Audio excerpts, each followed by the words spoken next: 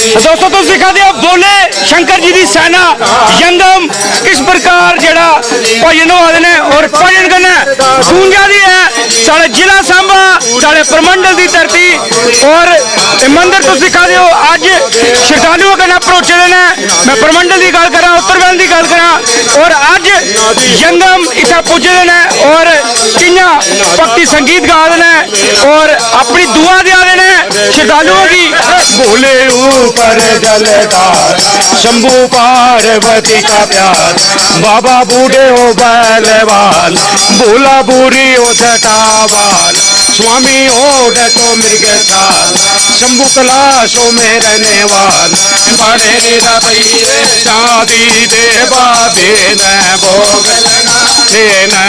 मैं दिखाना हर सोमवती मस्या की अस परमंडल की गल करचै या उत्तरवैनी की गल करचै तुस उत्थे पुज्जे दे होंदे हो थोड़े जिन्ने भी साथी ने उत्थे पुज्जे दे होंदे ने असेंगी थोड़ा सा रोशनी पागे कि ये जंगम की कहानी की है बोली शंकर उनके कन्नै सीधा थोड़ा जड़ा कनैक्शन होंदा है। जिस वेले भगवान शंकर की शादी होने लगी उस वेले भगवान शंकर कहने लगे आओ गौरव मेरे बामेंग अगर मैं बामेंग तेरे कैसे आऊँ आप चार पुरुष हो मैं एक स्त्री हूँ अगर चार पुरुष कौन बतलाए अगर जी एक तो आप दूसरे मस्तक में चंद्रमा तीसरे गले में शेषनाग चौथे पांव में पद्म विराजे इन तीनों को उतार के रखोगे तो मैं आपके बामेंग आ सकती हूँ वरना बामेंग नहीं आ सकती। तभी भगवान शंकर पांव से पद्म को निकाला और विष्णु भगवान को सौंप दिया मस्तक से चंद्रमा को उतारा आकाशपुरी का राज चंद्रमा को दे दिया सबसे सुंदर चंद्रमा को बना दिया गले से शेषनाग को उतारा गले से शेषनाग को उतारा जमी फोड़ पताल पचाया पतालपुरी का राज शिव जी भगवान ने दे दिया। आप कहने लगे आओ गोरा मेरे बामेंग तेरे कैसे आऊं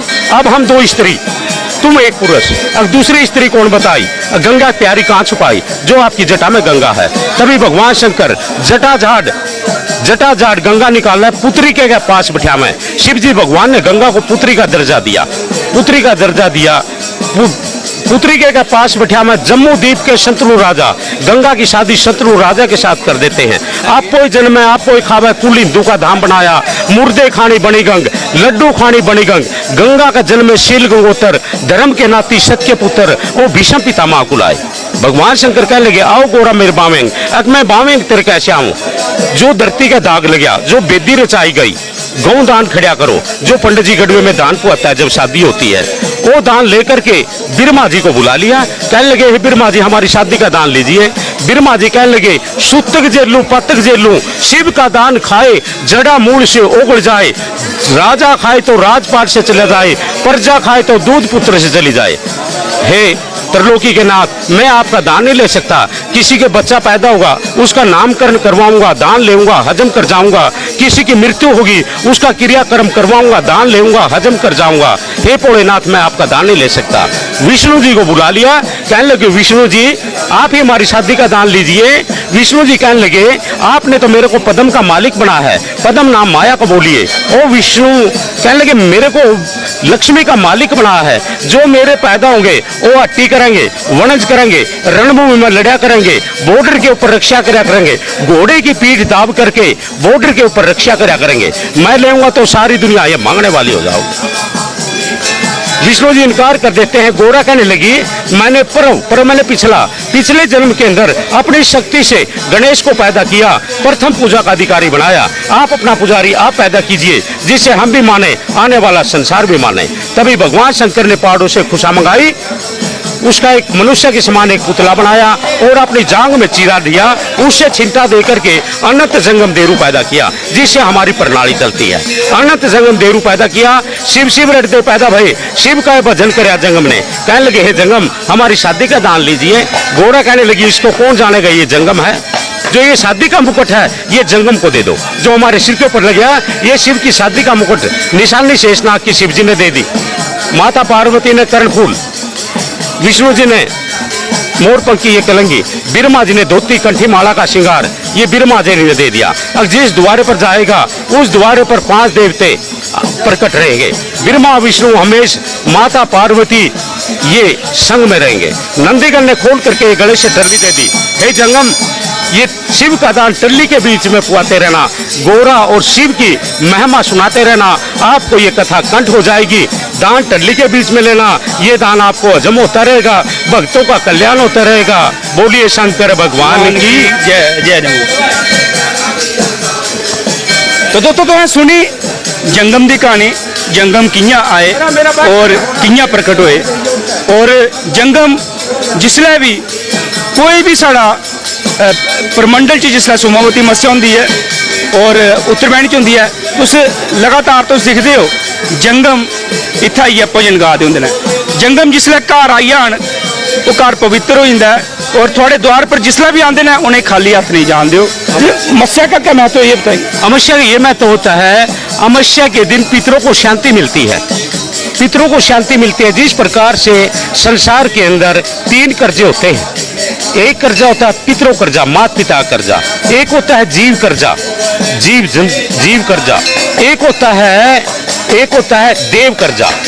ये पितरों का कर्जा उतारने के लिए भगवान शंकर ने अमावस्या को जीव जंतुओं को भी उसके सारे पितरों को जो रोटी निकालेंगे, एक ग्रास उसको पशु को पक्षी को देंगे, गाय को रोटी देंगे, पक्षी को भी, कां को भी रोटी निकालेंगे। वो माता पिता की शांति के लिए, उसका पितरों की शांति के लिए अमावस्या के दिन अपने माँ बाप का श्राद्ध निकलवाने से या पिंड भरवाने से, तीर्थ स्थान के ऊपर जाने से, जैसे जम्मू के अंदर सबसे बड़ा तीर्थ स्थान जम्मू का परमंडल, ये परमंडल है। परमंडल से ये गुप्त गंगा, यहाँ पर जिस वेले शिव का विवाह हुआ और राजा हिमाचल ने घमंड किया कि मैं बारात को 1 साल भर रखूंगा, तो 360 कोठियों दी हनुमान और शनिदेव ने 3 ग्रास की थी और प्यास लगी थी। देवका के बीच में कूद गए थे, गंगा के बीच में कूद गए थे।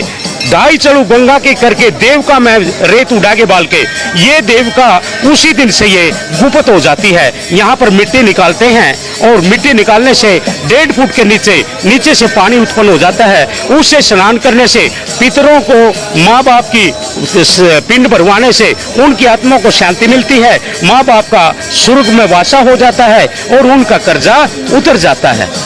जी ये भी कहा जाता है कि माँ पार्वती गुप्त तरीके से यहाँ पर बहती हैं और जो रेत को हम जैसे आप कह रहे हैं कि 1.5 फुट भी निकालते हैं और पानी बाहर आ जाता है।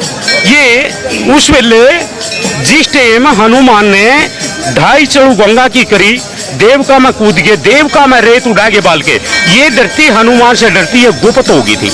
इसका नाम है गुप्त गंगा परमंडल से। यहाँ पर इसका नाम है देवका। यहाँ से ये चली सीधी निकली, ये त्रिवेणी होते हुए हरियाणा में निकली। हरियाणा में जाकर के पेवा के अंदर इसका नाम पड़ा सरस्वती, जो कि अकाल मृत्यु मरते हैं। अकाल मृत्यु मरने से उनके पिंड पेवा के अंदर भरवाए जाते हैं। वो कि ये कहते हैं अकाल मृत्यु ओ मरे, जो काम करे चंडाल का, काल उसका क्या करे, जो भगत हो महाकाल का। जो महाकाल का भगत होता है उससे तो काल भी डर जाता है। वहां पर इसका नाम सरस्वती रखा गया। पेवा से ये फिर गुप्त होगी, ये जाकर के हिलाबाद निकली। हिलाबाद इनका 3 संगम होता है, गंगा जमुना सरस्वती। सरस्वती 4 किलोमीटर चलती है, उसके बाद में फिर गुप्त हो जाती है। ये निकलती है गया जी पवित्र धाम, जो एक बार गया जी के अंदर पिंड भरवा देते हैं और पिंड भरवा देते हैं गया जी के अंदर, गया तो गया, दोबारा पिंड भरवाने की आवश्यकता नहीं है। बोलिए शंकर भगवान की जय। तो दोस्तों ये महिमा ही मस्या दी और तुसें जंगम को पूरी कहानी सुनी, पंडित जी को पूरी कहानी सुनी।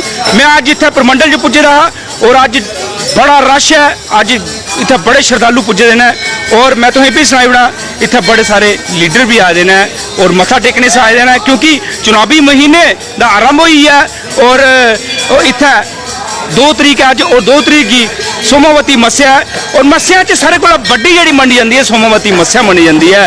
और अज इत्थे ठीक ठाक श्रद्धालु आ रहे हैं। तो उस शिवलिंग दिखा दियो, जेडे इत्थे शिवलिंग है और बड़ी प्रसिद्ध शिवलिंग है। इत्थे कितना जल लोग चाढ़ते हैं, लेकिन वो जल कुधर जाता है ये कुछ नहीं पता।